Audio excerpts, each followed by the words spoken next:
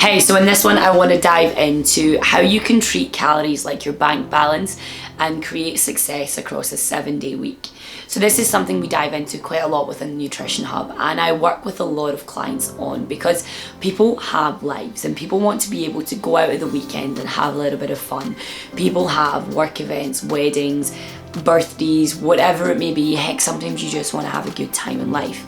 But we all are starting to understand that in order to achieve your body composition result, you need to be in a consistent fat loss for a sustained period of time. Now, to get yourself into that fat loss state and to get yourself there for a consistent period of time, that means you need to create a caloric deficit. Now, your caloric deficit for some of you, that might be 1700 calories a day. 1700 calories a day sounds absolutely great Monday to Friday, but come Saturday, come Sunday brunch, you're like, this is not enough food. I need 2,500, I need 3,000 calories. So a huge thing that I've started to help clients with and that I promote within my business is that you treat your calories like a bank balance. So imagine, for easy's sake, you're allowed 2,000 calories a day. Across 7 days, that's 14,000 calories in a week. Now imagine this, you're going on holiday for 7 days. You have £14,000. You're only allowed to spend £2,000 a day. If you know yourself, if you spend £3,000 on day one, then all of a sudden you've got £1,000 less for the week. Having £1,000 less for the week, you're all of a sudden like, oh my goodness, I now need to reassess my budget and I need to make it better. But you would make it better. You would make sure that you didn't go over that budget by the end of the 7 days, and you would make sure that you stayed within that holiday allowance. Heck, most people even save allowances and they always bring money home because they want to convert it back or whatever, or they want to buy something at duty free on the way home. So they make sure they've got that money. So why can we do that with money and with holidays, and we understand that process here, but we don't understand it when it comes to calories?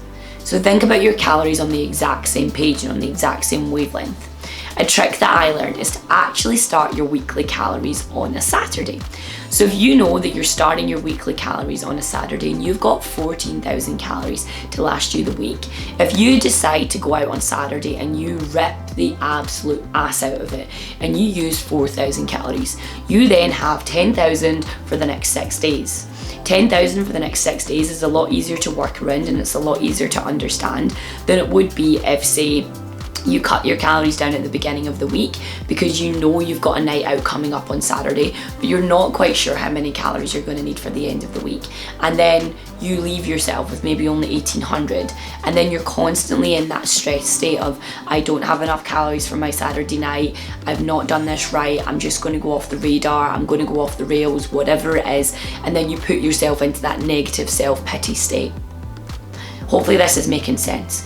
What I really just want you to get a grasp on here is you're allowed calories over 7 days. For fat loss or fat gain to occur, you need to be in a deficit or in a surplus for 7 days. That means 7 days of consistently overeating to gain weight and 7 days of consistently undereating to lose weight.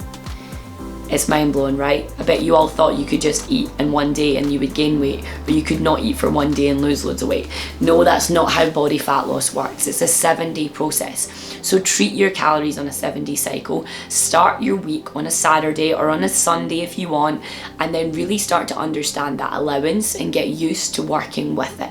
The more you can work with that allowance and you can understand what your body's needs are to stay in that deficit, the more you can then start to manipulate your exercise, your other factors, and you can really start to create a sustainable and long-term fat loss result.